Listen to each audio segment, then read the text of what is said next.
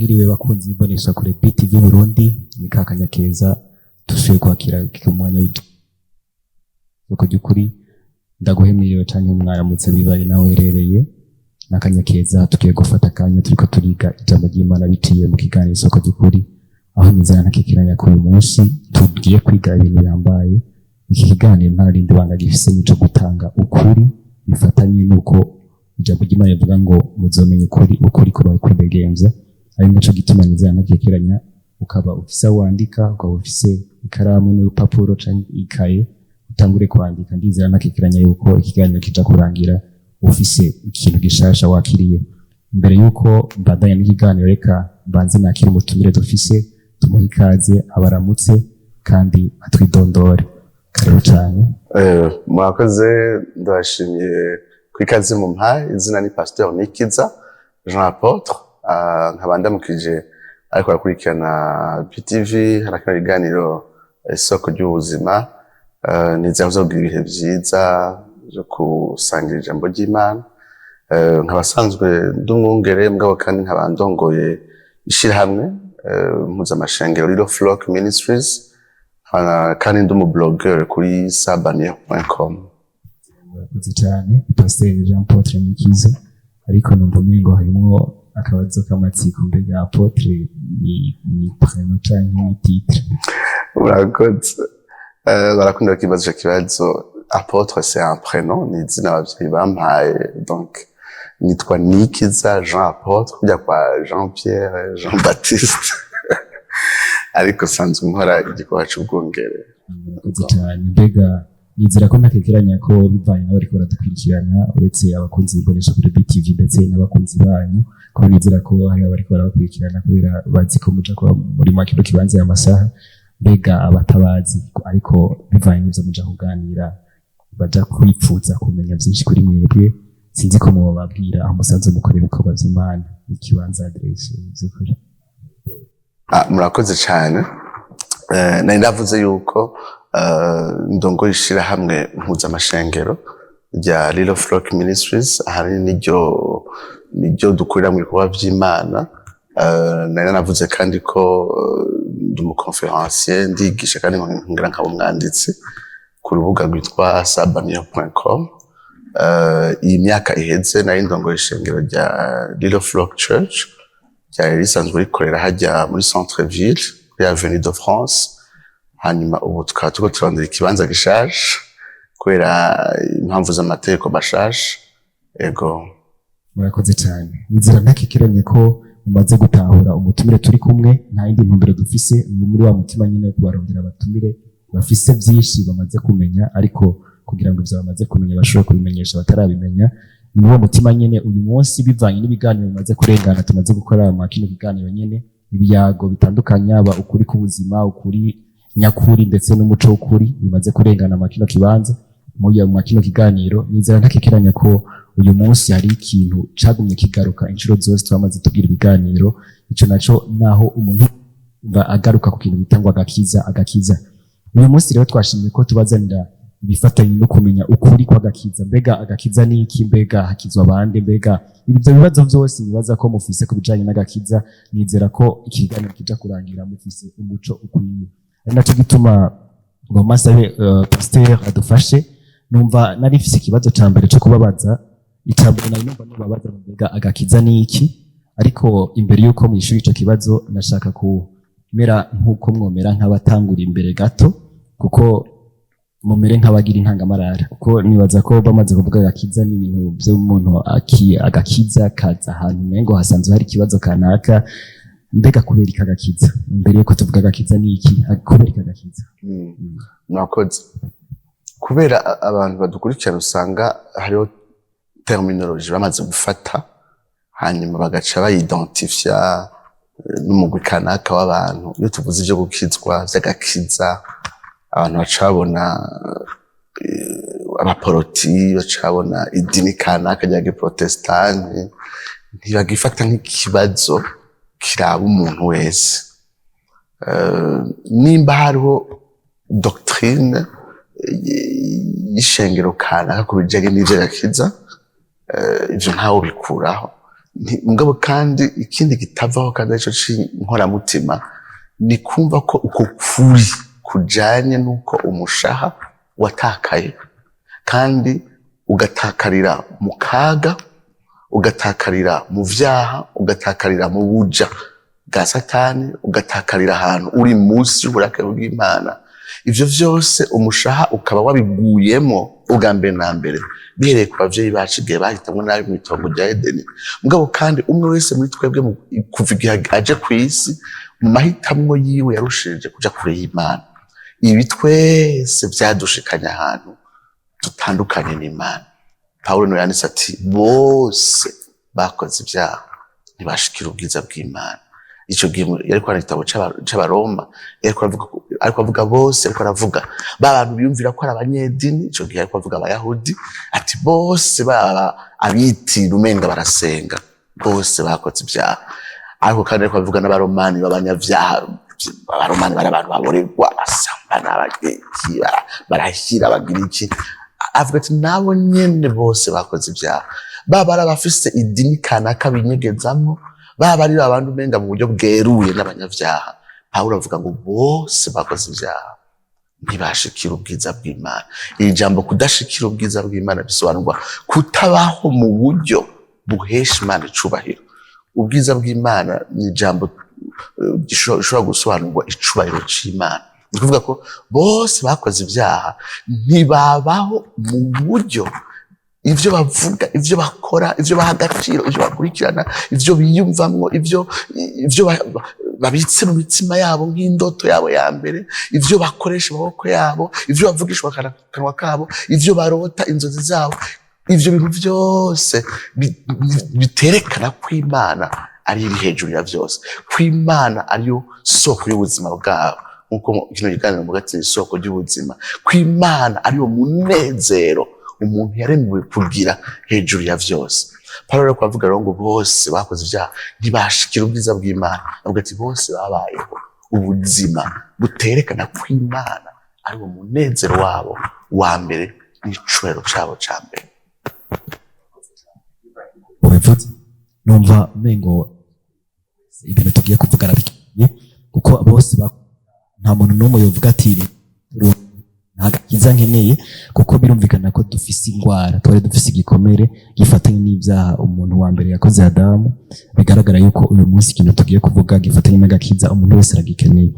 None agakiza rero mu vy'ukuri bavuze agakiza umuntu yotahura iki? Mbega novuga ngo inkuru nziza, benshi baravuga ngo inkuru nziza, ubutumwa bwiza. Inkuru nziza nibivuga ku gakiza ko vy'ukuri agakiza kabonetse canke hari ikindi kintu citwa inkuru nziza uretse iyi? Murakoze cyane. Rero ikibazo baje n'ikibazo reka ndagenda kunyenda wagira urakibaza. Ubwa mbere na mbere agakiza ni iki? Agakiza urumva ko ari izina rivuye ku gukira. C'est le fait d'être sauvé. Nuko gukira kaga twatanguye tuvuga ko umuntu yatwawemwo n'icaha. Iyo tuvuze rero ngo agakiza tuba tuvuze ko hari ikintu cakoretse gihereza umuntu ivyizigiro ko ashobora gukira ako kaga. Abariko baramwikirana batahure yuko iyo tuvuze akaga abantu biyumvira ati akaga ni iki? Akaga ni kubura, ni gukena, ni kubura rasyo.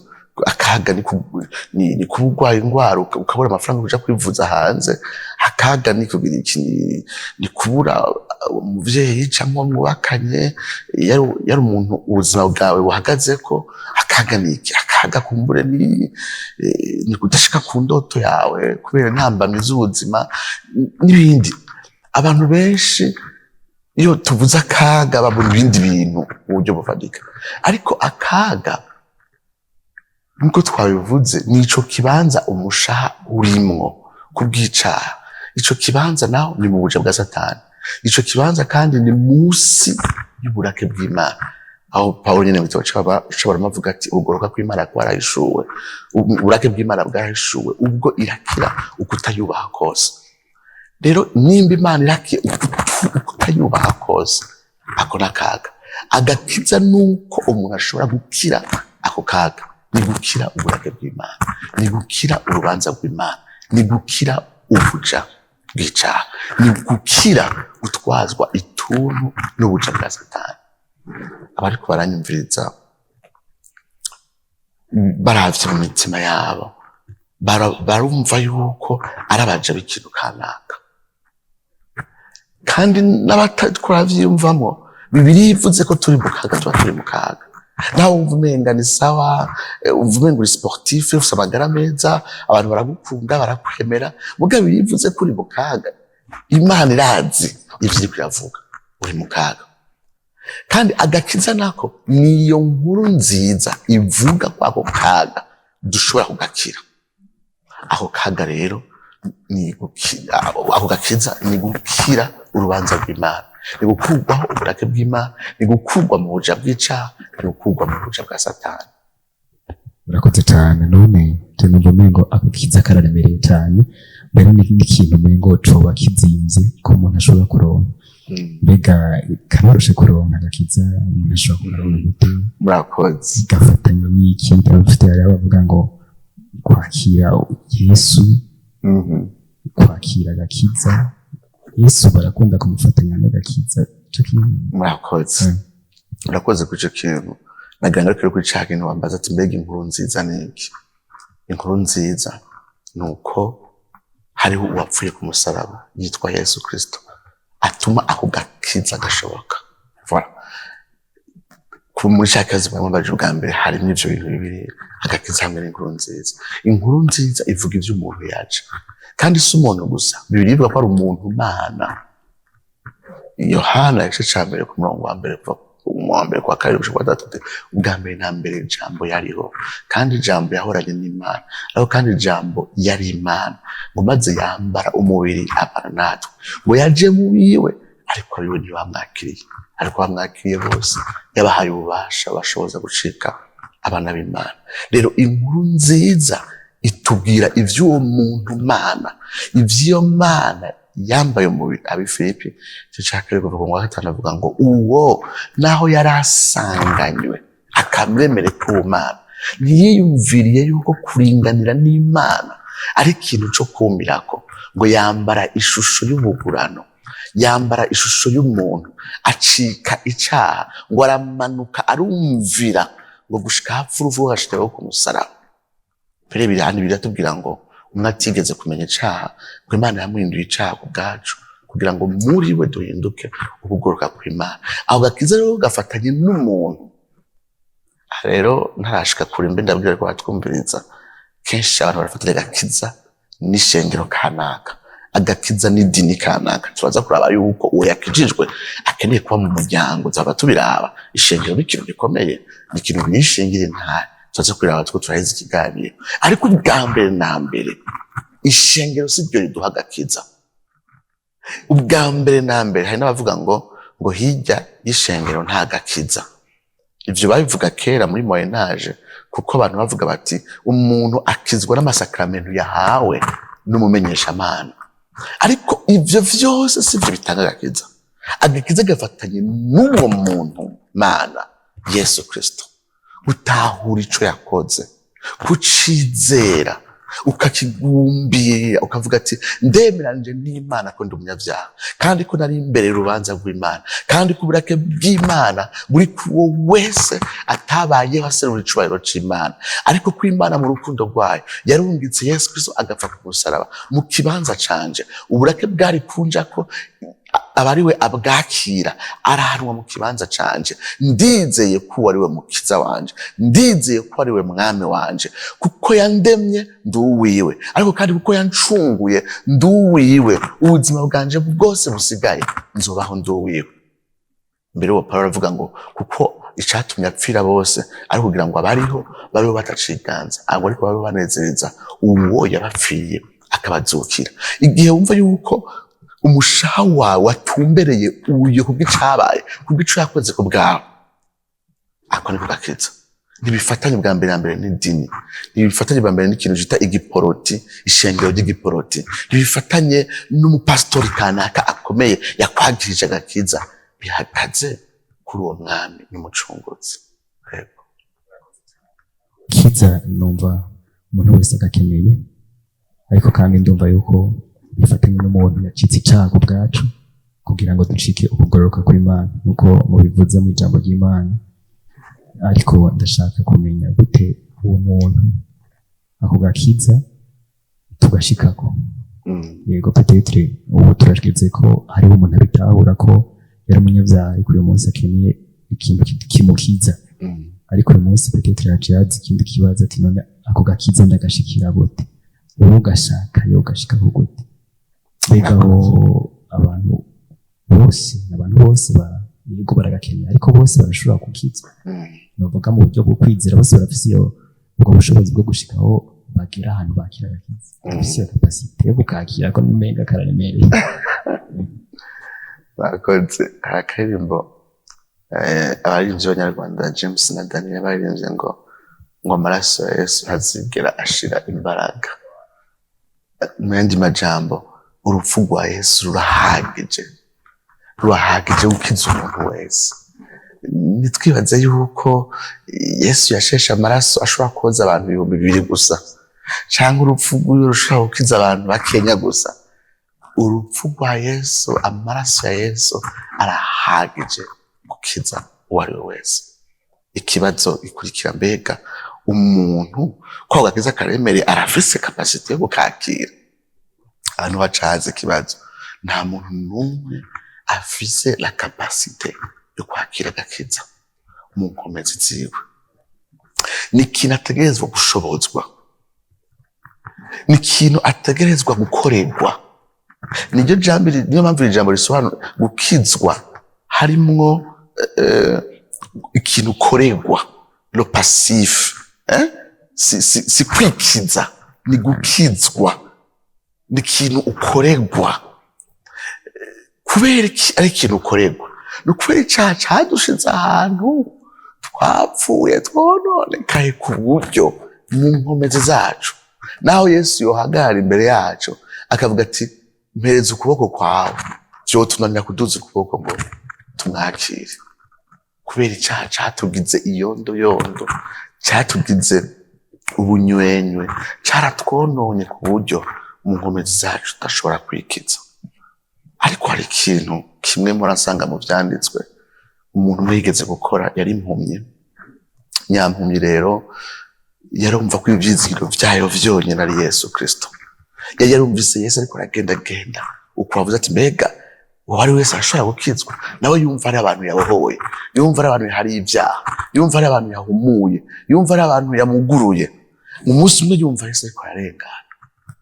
N'uri kwa twumva ariko arumva ano makuru ya Yesu Kristo, nko kumva Yesu ariko ararengana, nko kurikirana hiyo kiganiro, nko kumva Yesu ariko ararengana. Ngo maze ngo iyo mpumye ngo ibaduka ngo ahire, ngo itangura gusemera, ngo wewe mwana wa Dawidi ngirira imbabazi, ngo wewe mwana wa Dawidi ngirira imbabazi.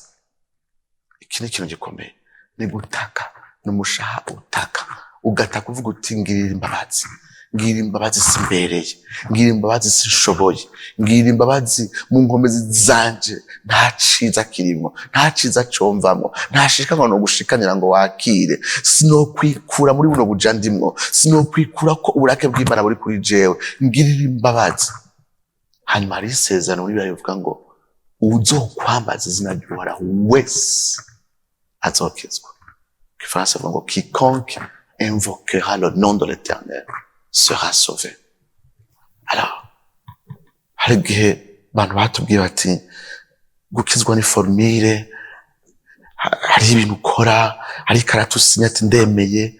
Ubwa mbere na mbere nako kamo ko mu mutima, kuvuga amajambo bakubwiye ngo vuge sivyo bikiza umuntu. Gusinya ahantu ikarata yuko wahisemwo sivyo bikiza umuntu. Dukizwa n'ubwo buntu, ubwo buntu buza bukadukura aho tudashobora kwikura, bukadushoboza gutaka tuvuga ngo Uhoraho ngirira imbabazi. Maze Uhoraho agashiza rya sezerano ryiwe ngo uzokwambaza, uzohamagara, uzotaka wese, uzohamagara azokizwa. Ariko nuko gutaka n'ubuntu bw'Imana budushoboza gutaka. Ikindi kintu, umunsi umwe Petero ariko aravuga ubutumwa, hari ku munsi wa Pentecote, aravuga ubutumwa. Hari abantu benshi abayahudi bo muri diaspora bitwa ko ivy'Imana babizi mugabo batarahinduka, baheruka kwica Yesu. Hanyuma arahaguruka arashinga intara aravuga ati urya nyene mwabamvye niwe yateguwe isi n'ijuru bitarabaho kuba ariwe dukirizwamwo, kuko atarindi zina abantu mw'isi bahakirizwa atari izina rya Yesu Kristo. Maze ngo abariko baramwumviriza ngo bibacumita mu mitima. Nta muntu umwe ashobora gutaka atacumiswe mu mutima ngo yemezwe ko ari umunyavyaha. Imbere yuko rero Yesu aja mw'ijuru yari yasezeranye ko azorungika mpwemu yera, avuga ati uwo mpwemu yera niyaza azokwemeza ab'isi ivy'icaha, ivy'amateka n'ivy'ukugororoka. Uwo iyaje akwemeza ko uri umunyavyaha ngo azobemeza ivy'icaha, ubwa kabiri ngo azobemeza ivy'urubanza, abemeza ko abo banyavyaha bari ku rubanza rw'Imana, ubwa gatatu ngo abemeza ivy'ukugororoka, abemeza yuko bashobora guhinduka abagororotsi hamwe bizeye uwahindutse umunyavyaha mu kibanza cabo.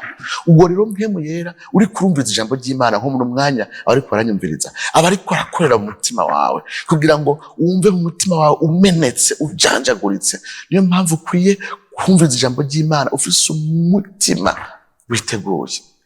Hanyuma ngo bacara baza Petero ati none dukora iki? Ngo dukora iki? Petero acavuga ati naye nifuza nyiri iyo nyishu ico kibazo, naye nifuza nyene ko mubaza ico kibazo. Acavuga ati nimwihane, ngo nimwihane muhindukire ivyaha vyanyu bihanagurwe, ngo maze ngo ibihe vyo guhembuka bibone ingene biza bivuye mu nyonga z'Umwami Imana. Yavuze rero ijambo rikomeye, hindukira, repens-toi, ihana ivyaha vyawe, umve ko wanse uzinutswe ico caha catumye aja ku musaraba. Kwihana rero nuko guhindukira ukavuga ati uyu yampfiriye niwe shaka gukurikira, ukatangura kumva muri urwango ukuvavanura n'ikintu cose catumye aza gupfa ku musaraba.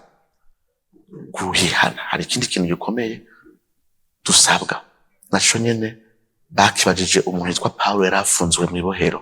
Ico gihe baramufunze mw'ibohero, hanyuma ngo ahantu bari bamufungiye haranyiganga, maze ngo iminyororo yari ifunze Paulo n'uwo bari bafunganwe irabarekura. Maze ico gihe umusoda yaracunze abaprisonnier aca ashaka kwica ababonye, avuga ati none ko iminyororo yabarekuye abantu bagiye, kumbe niho bari muri pièce. Amategeko y'abaromani ko hari uko umuprisonnier agucitse niwe wacu usigara mu kibanza ciwe, agira yice bambwira ati oya twe niho turi, ntiwatubona gusa urumenga iminyororo ngaho ariko niho turi, ntiwigiye nawe. Ngo maze biramukorako, bano bantu iminyororo yarekuye ntibagenda, aba n'abantu ubwoko ki? Arabwira ati none bene data nkore iki? Paulo acavuga ngo wizere Umwami Yesu. Acha kwishindi ijambo Petero atari yakoresheje ngo ni wizere ngo urakira mwe nawe mu nzu yawe. Aya majambo abiri rero muri Bibiliya yamagaruka. Kwihana ni guhindukira uva mu caha, kwizera ni gutumbera Kristo. Ariko ivyo bibiri birafatanye, kuko iyo uhindukira utera umugongo icaha, mu guhindukira uraba Kristo. Rero kwizera ni gutumbera Kristo, ariko kwihana ni gutera umugongo icaha. Rero ni nkaho nakubwira nti wewe hindukira, hanyuma weza guhindukira uti nahindukiye mugabo ntumbere hehe. Mu vy'ukuri heje guhindukira wabatumbereye mu kindi kibanza, sivyo none. Rero kwizera no kwihana biranywanye. Uwihanye ntiwihana utizeye, kandi wizeye dushobora kwizera utihanye. Haba baravuga ngo je ndizera Umwami Yesu, aho ugasanga umutima urahindukira ngo utere umugongo icaha. Ushobora kuvuga ngo ndizeye Yesu kuri hari abajambo babwiye usubiremwo, ariko mu mutima utaratera umugongo icaha. Kandi uteye umugongo naho icaha, hari umuntu avuga ati je ndafashe ingingo sinzosubira kunywa inzoga, sinzosubira kunywa itabi, ukamenga ahaye umugongo ivyaha, mugabo atagumbiriye Kristo ko ninda zo gushoboza wewe ibyo vyaha. Erega Yesu nagusanga ngo umva ngo hagarika kangwa akahagarika ahubwo ati je reka ndakubera umwami, reka ndakubera umucunguzi, reka ndakubera umukunzi. Rero Yesu ntagusabuza ngo hebutu hindukira uhebe agakuja muri boîte, ahubwo ati yego zinuka ivyo bintu vyose mugabo uze kuri jewe ndakubere umucunguzi, ndakubere defender, ndakubere uwukugwanira, ndakubere uwukuneshereza, kuko ivyo ushaka guhindukira ngo utere umugongo biragusumba inkomezi. Icaha kiradusumba inkomezi mu kamere kacu. Satani isi ibiri mwisi bifise inkomezi zidasanzwe. Ushobora ngo je ndabihebe ngo je vraiment ngo je mvuga afata inyuma ndabihebe oya. Uhindukira Kristo, wizera Kristo, wirukira Kristo, wita ku birenge vyiwe, kuko niwe yarashobora gutuma uheba icaha kandi ugahinduka umugororotsi. Use n'ubuntu bwawe byose ni ubuntu bw'Imana n'Imana idushoboza. Nta muntu yovyishoboza, nta muntu yakwishoboza gukizwa. By'ukuri twumvise yuko ari ubutumwa bwiza butumbereza umuntu wese, bukamwumvisha ko yari umunyabyaha kandi bukamwumvisha yuko abwirizwa gutaka kugira ngo agire uwahindukiriye. Ariko hari ikintu nashaka kucambandaniriza ko mbaza kugira ngo umuntu ariko aradukurikirana nk'umuca ukwiye. Benshi abatari bake baravuga ati narabatijwe, kandi ibatisimu ni kuvuka ubwa kabiri mu mazi no muri mutima mweranda. Mbega mu kuvuka ubwa kabiri na gakiza birafitanye isano cyangwa umuntu yabitandukanyiriza he? Murakoze. Hano nizere ko batwumviriza bumva ko icyo twagiye turavuga byose twagaraje kwirinda gufata kino kintu citwa agakiza ngo tukifatanye n'ibintu by'imigenzo y'idini, kuko ashobora gushitsa imigenzo y'idini ariko kuri wa munsi Yesu akazobwira ati sinigeze ndakumenya. Bashobora gushitsa iby'idini byakubwiye gukora ariko umushaha wawe ukiri mu kaga. Rero ntaco bimaze kwihenda umuntu akora ibintu by'imigenzo ariko umutima we ukiri mu mwijima. Umugenzo wo kubatizwa ni ikimenyetso c'inyuma kivuga ivy'Imana yakoze mu mutima kandi kigamije no kunabitsindagira no kubishira ku igikumu. Ariko uwo mugenzo ubwawe ntukiza kandi ntiwitwa kuvuka ubwa kabiri, witwa kubatizwa nyine mu mazi. Hari umuntu yavuze ati iyo umuntu agiye kubatizwa mugabo atacakoretse muri we, bimwe twavuga byose atakintu na kimwe kiraba, ataratera umugongo icaha, atarahindukirira Kristo ngo amubere ivyizigiro byonyene ku bw'ubugingo budashira, ati ni ngaho umuntu ariko aroga muri pisine. Rero nizere ko aranyumviza ati yumvira yuko koga muri pisine ari umuntu vyokiza. Kwizera ukizera Yesu Kristo ugahindukira uva mu byaha ugahindukirira Kristo n'ivyizigiro byawe byonyene, ivyo byonyene nivyo shokiza umuntu. Rero mbega kuvuka ubwa kabiri ni iki? Kuvuka ubwa kabiri ni ico gitangaza Mpwemu Yera akorera ibwina mu mutima kugira ngo ashoboze umuntu kwizera no kwihana. Kwizera no kwihana ni inkurikizi z'umutima wagizwe musha.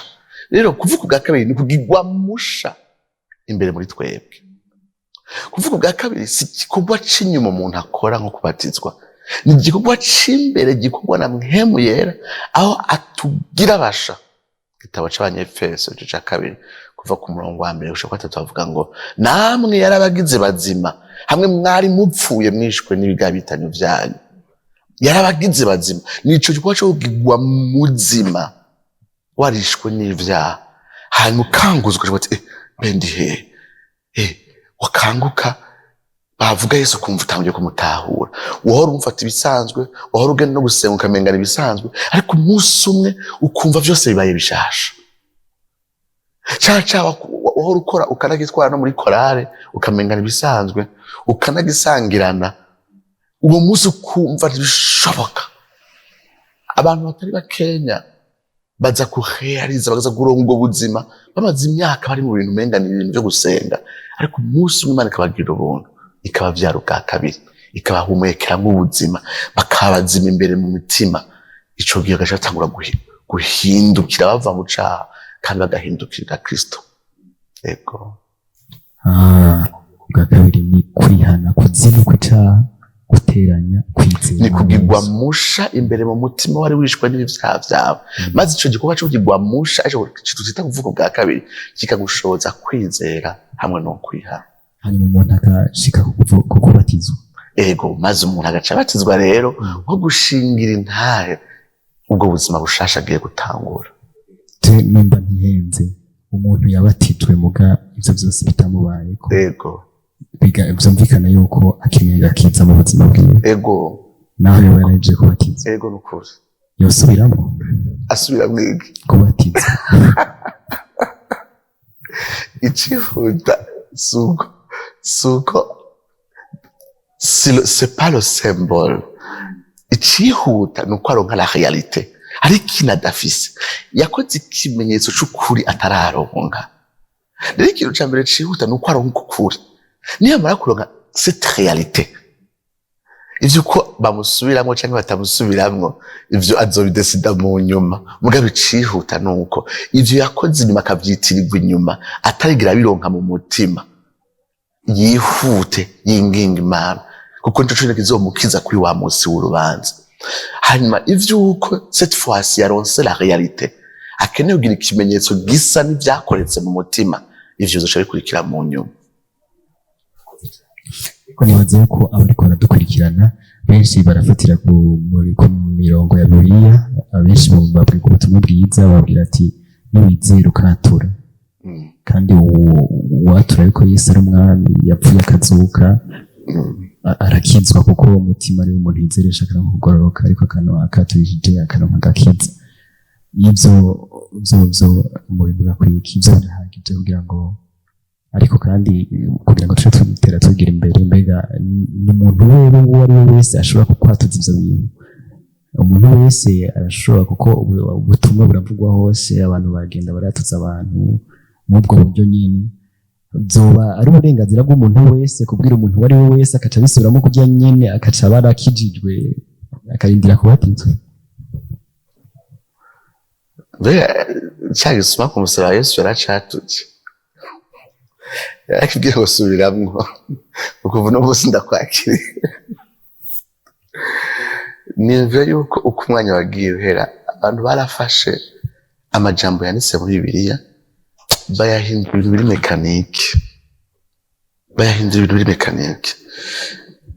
Ubwa mbere ariko aranyumviriza, hari amaze gusubira ikintu bita isengesho ryo kwihana, ariko ubuzima bwabo bwagumye ari bwa bundi. Kandi majambo ijya formule sikiza umuntu, kuko ni benshi babisubiyemo, bakabisubiramwo bakavyatura, bahaguma ari babandi, kuko bateretse ukwizera kwabo ndazi muri metodologie. Rero ikintu cyo kubwira umuntu ngo subiramwo nticamyeho.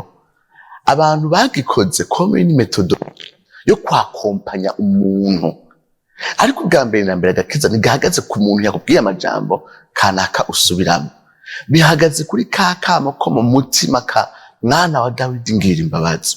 Reka ndakubaze rero, canke mbaza ariko baranyumviriza, iyo umuntu yahuye n'Imana nakenera kumusubirisha amajambo, bimeze nk'umwana mutonyi yavutse. Iyo umwana yavutse, ikintu cekwereka ko ari muzima, ararira, arataka.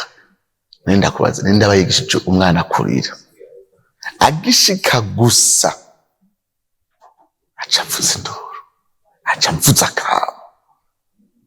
Jewe mu kwezi kumwe twaronse ababebe 3 mu muryango, kandi baba batonya banje, bashiki banje, umwishwa wanje, tongera ababebe nka 3 cyari.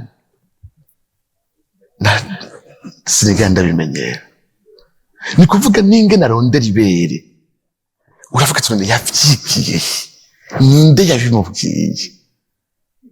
Jewe umwana agishika, umwana w'umunyese wanje yavuze atageze, nje namutwaye muri neonatologie, ndamutwara bashambwa ati genda nyaruka, genda ukora amata.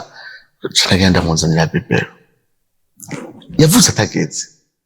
Mugabo ingene yamenye gukwega bibero, monami, it's amazing, nigitangaza. Abantu baragerageza bakarema ibintu, ngo uvuze amajambo ukoze bino ubukijijwe. Reka nakubwire, iyo by'ukuri wahuye n'Imana ntukeneye kubwira what to do. Ni kuvuga ko iyo utanguye kwigishwa ngo ngo bahamagara Imana gutya nturahura nayo. Iyo wahuye nayo umera nka wa mubebe, urahamagara, urataka, urarira, ataho umuntu waze kubikwigisha. Nta muntu akizwa atabwiwe ijambo ry'Imana, muga nta muntu akizwa ko yasubijwe mu majambo ngo bahamagara Imana gutyo. No, ivyo bintu abafashe bakabishiramo confiance ngo je naratuye ngo narakijijwe, ni zimwe muri metode za Satani zo kuremesha umuntu kajwe kanatakijijwe. Ashaka kugira umuntu ariko aranyumviriza, ukaba vy'ukuri umutima wawe wizeye ko Yesu yapfuye ku bwawe, ukaba utahura yuko uri umunyavyaha kandi mu kamemere kawe urokurakirwa nayo, kandi ko ubuntu bwawe butagukuye muri ubwo buja bw'icyaha, muri ubwo bwa Satani, atakindi kintu atawundi umuntu ashobora gukura, atanidini ryo gukurayo. Ntabwo utake ahuri. Sinabwira ngo vuga gutya, uko nimba ubutumwa bwiza bwakoze ku mutima wawe nibwo buguhara amajambo uvuga. Nimba wa mpemu yera wa undi yemeza ivy'icyaha, yemeza ivy'urubanza, yemeza ivy'ukugororoka, yakoze ku mutima wawe, atangura guhereza amajambo, utangura kuvuga ngo cagisumwe ngo reka twebwe tuzira ukuri, twebwe twari tubereye guhanwa, ngo ariko uyu wewe n'umugororotsi. Ayo majambo nde yamubwiye ahejeje abwira Yesu ati ndakwinginze niwashika mu bwami bwawe uranyibuka, ndifuza kubana nawe, ndifuza gupasa l'éternité avec toi. Ivyo se ndayimwigishije. Wa mpemu yera yemeza ivy'icyaha, apana wewe, apana jewe, apana pastor. Mpemu yemeza ivy'icyaha, ivy'urubanza n'ivy'ugoroka, ni nawe aduhereza amajambo yo kuvuga. Ico dushobora gukora ni handi usengana n'umuntu ati kuyu muntu ariko araza atakarondera Imana, reka mpagarare ku ruhande rwiwe, reka ndamwakompanye. Ariko ivyo ntitubigira amaformule nkamenga nivyo bikiza umuntu agezwa n'ubutumwa bwiza hamwe n'ibyo waca mpemu yera yemeza ivy'icyaha, ivy'urubanza n'ivyo kugororoka. Muri uwo mutima nyine ku muntu ariko arataka yumva akeneye gutera intambwe, hari icyo umuntu yoshobora kumufasha? Ego. Kimwe mu bintu bikomeye ni gusengera uwo muntu no gusengana n'uwo muntu. Rero umwanya ni wa mwanya ndaza gusengera abo bantu aho bari. Ushobora kuba wicaye uri muri salon, ushobora kuba wisanze uri wenyene, ushobora kuba uri muri chambre, ushobora kuba kurikira ikiganiro bashaka amaze gupasa, nuje ku ruhande, nuje ahantu uri wenyene, hanyuma dusengana. Ego, murakoze. Nashaka aho uri wugara amaso dusenge. Sindakubwira ngo niwasubiramo aya majambo uracukizwa.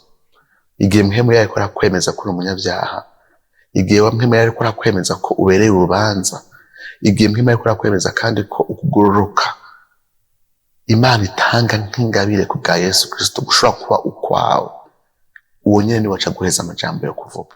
Jewe ngira sengana nawe. Mwami Yesu, muri uno mwanya nyene uyu muntu yatwumvireje sindamuzi, ariko we wamwemeje ko ari umunyabyaha, wamwemeje ko atahandi hantu nashobora gukirira uburake bw'Imana atari guhungira muri wa wundi yahanwa agacirwa ku rubanza mu kibanza cacu. Igihe wewe wamwemeza uyu muntu yuko ushaka kumugira umugororotsi, hamwe yizeye igikorwa Kristo we wakoze ku musaraba ko acika umugororotsi, uyu muntu ndamusengeye Mwami kugira ngo ukize umutima wiwe, ukize ukure mu kaga. Ewe Yesu Kristo nshuti y'abanyabyaha, ewe Yesu Kristo mukunzi w'abanyabyaha, niwe washoboye ca gisuma ku musaraba kugira ukwatura kuzima. Ni wewe ushira mu kanwa kacu amajambo abereye, shira mu kanwa kaba n'umuntu ariko aranyumviriza amajambo abereye, amajambo yo gutaka, ya majambo avuga ngo ewe mwana wa Dawidi ngere imbabazi. Aho amajambo yo gutaka nkaya ndavuga ngo ewe Kristo ni wewe gusa ufise amajambo y'ubugingo. Petero avuga ngo mbega tuje hehe ga mwami ko ari wewe gusa ufise amajambo y'ubugingo. Shobozi umuntu gutaka avuga ati Yesu ni wowe wenyene, mbega noja hehe? Nihe handi noronka umunezero? Nihe handi noronka amahoro? Nihe handi noronka ubuzima bwuzuye atari muri wowe Kristo ufise amajambo y'ubugingo? Uyu muntu ariko aranyumviriza mwami, mushoboze kwizigiza umutima we wose, gushira ivyizigiro vyiwe vyose muri wewe, kuko uri umukunzi wiwe, kuko uri umucunguzi wiwe, kuko wifuza kumubera umwami, kugira ngo kuri wa musi azomarana ibihe bidashira hamwe nawe. Ngo ca gisoma cavuze ngo ndakwinginze nze mbanira mu bwami bwawe, maze uramwitegereza kugira ngo uyu musi nyene biraba, uyu musi nyene urabana nanje muri paradizo, uyu musi nyene Yesu ni wowe ushobora kubwira umutima w'umuntu ukamubwira ati uyu musi nyene urakijijwe, uyu musi uravuye mu rupfu urinjiye mu bugingo, uyu musi nyene uvuye mu bwami bw'umwiza winjiye mu bwami bw'umuco. Nk'uko ijambo ryavuga mu Bikorosai ngo yatwimuye adukura mu bwami bw'umwijima ngo atwimurira mu bwami bw'umuco bw'umwana wiwe akunda. Reka uyu muntu ariko aranyumviriza, uyu musi nyene yimuke kandi abimenye ko yimutse. Haleluya. Abeho mu buzima bushasha, bugengwa nawe, urongorwa nawe mpemu yera, uhagaze kuri jambo ryawe, ubuzima buguhesha icubahiro, ubuzima bugukunda, ubuzima bugukorera, ubuzima bukubaha, kandi abishoboje na mpemu wawe wemeye guhereza abakwizera. Urakoze ko wabikoze umutima w'uyu muntu, muri Kristo Yesu niwe dusenze. Amen. Amen. Murakoze cyane. Namwe murakoze kutumira nakikiranya ko umuntu ariko natwumviriza afashijwe cyane, ariko turiko turarangiza, turiko turegereza kurangiza ikiganiro cacu. Bari bavuze ko muja kugaruka ku bijanye no umuryango ukizwa, niyo bihereye ngaho bifatanya umuryango, kuko nibaza yuko umwana yavutse akurira mu muryango. Muri ko mubishura ico kibazo byo gufashwa n'umuryango kanaka n'ishengero, nashaka mwatanga ibivuga ibijanye no kumushaha, ari umuntu wari wanatakaye kugira ngo akizwe. Hariho Petero umuntu acatangura kwibaza ati mbega sinzosubira gukora ibyaha, mbega umukizwa akora ibyaha, mbega biva mu gushaha kugira bishika aho bigaragara ku mubiri, aho umuntu wese amwita umukizwa. Abifashijwemo n'uwo muryango, nshaka mutwisha bifashije ngaho nyene turangiza ikiganiro cyacu. Uri kwanyumviriza ashobora kuraba mu vyakozwe n'umwa shaka biri ku murongo wa 42 batubwira ingene abakristo ba mbere bari babayeho. Ati bitwararika ivy'intumwa zigisha, ngo bakamanyagura imitsima, ngo bagakoranira hamwe mu bumwe, kandi ngo bagasenga. Vyakozwe n'umwa 2 ku murongo wa 42. Uravye uyu murongo usanga urimwo ibintu bidufasha gukura, kwitwararika ijambo ry'Imana, gusenga, gukorera hamwe n'abandi bera hamwe. Rero ajya bakoje ngo bamanyagura umutsima, iri ni jambo bakoresha muri Bibiliya bari kuvuga isangira ryera, saint scene. Umuntu ariko aranyumviriza rero niyemera guca bugufi akumvira cageze kutubwira ari muri Matayo 28 tugira ngo mubwira amahanga yose muhire ko bigishwa banje baze mubabatize mu izina ry'Umwana, mubigishe kwitora ibyo bageze byose. Iyo umuntu yemeye akizera, akihana, akabatizwa, aca yinjira mu busabane n'abandi bera, maze biciye mu isangira ryera no mu busabane kwagira n'abandi bera, bikamufasha gukura. Amplis yo gusenga no kwiga ijambo ry'Imana byose bikafataniza hamwe gukura. Ariko ivyo navyo gira bikunde, akeneye umuryango. Hari aravuga ati jewe Yesu ni mu mutima, jeje no giti canje, ntavyo nta shengero nkeneye, ariko urikeneye kuko bivuga kuri keneye. Urakeneye umuryango ukuriramwo, urakeneye abagufasha, urakeneye abagusengera, urakeneye abaguhanura. Hari nibazo muri mwanya wumva wombaza, ariko ujengira ngene ikiganiro kiraheze. Urakeneye umuntu umurongozi, umupastori. Naje ndaza gusiga nimero kugira ngo ari cyo ukeneye nshobora gusengera. Nama nakira abantu mijose kwa kabiri, ndakira abantu bavuye amashengero atandukanye, bakeneye gusengerwa, bakeneye gufashwa. Kuri 76 780 529, haba kuri telefone sanje, kuri WhatsApp 76 780 529. Ariko naho ushobora kurongora, nkakurongorera aho nsengeshereza, nkakurerera mu bandi, ariko kandi Imana ishobora kurongorera mu rindi shengero ahandi hantu ku bandi bantu bashobora kukurera kandi akagukuza. Niyumvira ko ico umuntu yagerageje gucishura. Sinzi ikindi kintu mwari mwambajije kuri ico nyene uretse ivy'ishengero. twari twabajije mu mutima w'uko agakiza ko ari umushaha niwo wari waratakaye. Ego ati mbega bisaho adasubira kandi gukora icyaha. Oya haba namba. Hari ikintu gikomeye cyane umuntu wese yizeye, hari ikintu gikoreka kandi kitazosubira kandi gusubira inyuma. Vyaha vyiwe biraharirwa, aratsindanishirizwa. Gutsindanishirizwa ni kwitwa yuko atarubanza rukiri kuri wewe. Ibi rero Imana ntiguma ibisubiramo ku munsi ibi deklara rimwe rizima ku buzima bwawe. Bwa kabiri, hari ikintu gikoreka, Imana iduhereza akamenemere gashasha gasigara gakunda ivy'Imana, gakunda ivy'ukugororoka. Wa mutima w'urukundo ivy'isi ugiye gusubirizwa n'umutima ukunda ivy'ukugororoka, ukeneye kubandanya wishushanya ngo ushushanywe n'Imana. Abanyefeso 5:1 ngo mwigane Imana nk'abana ikunda. Hanyuma hariya mu Bikorosayi hamwe no mu Banyefeso dore yuko ngo muntu wacu twagizwe basha mu muntu wacu w'imbere, ngo nawe agenda ahindurwa uko bukeye, ngo ashushanywe n'ishusho y'iyamuremye. Ico ni igikorwa c'ukwezwa kiba catanguye cagiye tuvuga ubwa kabiri, cagiye Imana yaduhaye ubugingo bushasha. Burya bugingo bushasha bwatanguye mu gitangaza cyo kuvuga ubwa kabiri, buca bubandanya bukura muri twebwe biciye muri processus twita sanctification, kwezwa buri munsi. Ujya muri abantu akwarira hamwe n'abandi, asoma ijambo ry'Imana, asenga, agira isangira ryera hamwe n'abandi, azogenda abona yuko inkomezi z'icyaha zigenda zimurekura. Urumva ko yakize urubanza rw'Imana rutakiri kuri we, yamaze gutsindanishirizwa. Ariko inkomezi z'icyaha kubera hari ubuzima yarimo kera, hari ibintu yari yamenyereye, hari ibizogorana mu ntango, hari ibizogaruka umenga vyari vyaraheze, ariko ruzoguma rurugamba gushika kuri wa munsi aho Yesu Kristo azoza. Umaze ngo twamubona imbona nkubone, ngo uko hasi ndiko natwe tuzoza. Icyaha kizokugwa burundu muri twebwe nitwamubona. Ariko ataragaruka tukimurindiriye, duhawe ingabire ya mpemu yera, duhawe ingabire y'ijambo ry'Imana, duhawe ingabire y'ishengero, kugira ngo ibi byose bidufashe kubandanya twezwa ku munsi.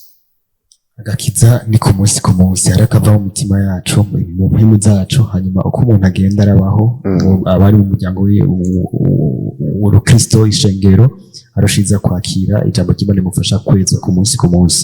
Reka tugushimire cyane mukozi w'Imana, twizere neza ko sinzi ko hari akajambo tagasone tutashoboye kuvuga muhereza ko sinzi ko oya byinshi twabivuze. Shimire abadukurikiranye, shimire BTV, ndabashimire mutegura kino kiganiro cyane wose atwumvirije. Wibuke Satani ashobora kwibagiza kuri mu kaga, kandi uri mu kaga. Abantu bose bari mu kaga babihayariza. Iyo Imana ikuguriye amaso urabona ko vy'ukuri wari mu kaga. Abantu bose bashimye nahe ngo ubuzima bwabo bwarahindutse, hari guwumviriza ukumenya none wewe wakora iki, none wari mu biki, nanje nawe umenga none wari umunyavyaha asumba abandi bose. Iyo Imana ikuguriye amaso, mwibuke hakizwa umuntu yabanje kubona ko ari mu kaga. Uri kuranyumviriza, Satani ntagenda ngaha kuremeshe, akwereka ivy'isi bisayangana, akuryohesheje amasuccess, amashuri yagenze neza, waronse visa, cyangwa ufise abagenzi, cyangwa ufise akazi keza. Wikwibagize yuko nimba utarahungira kuri Kristo, nimba utaratera umugongo icaha ngo wizere kandi utumbere Kristo wenyene, umutima uri mu kaga. Ndagusabe rero wirinde ibintu byose bigusamaza bikubuza kubona ko uri mu kaga. Aya majambo tuba turavuga ngaha anya ntazokwama ariko aravugwa. Umunsi umwe Yesu Kristo azoza kurangiza ivyo yatanguye, azoza gutwara abamwizeye, kandi ico gihe isi n'amateka y'isi bizohinduka. Abantu no musi nabona ko bari mu kaga, ariko uwo munsi nta n'uzobibwira uwundi.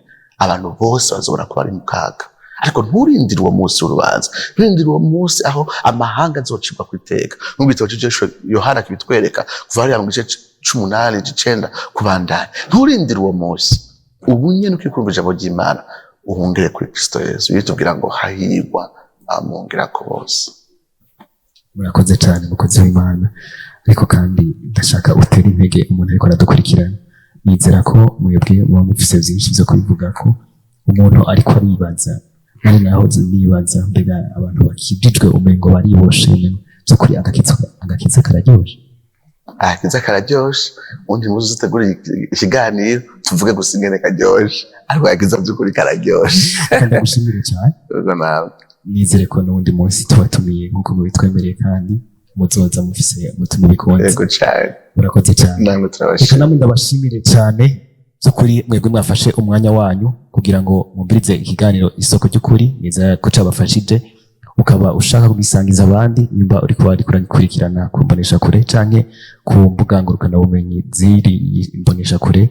Nizere kuyisangiza abandi kandi vuba tuzobabwira no munsi wo mu hagati kizoba kiriko kirasubiramwo kugira ngo mubandanye mugirirwa neza mu mihana yanyu.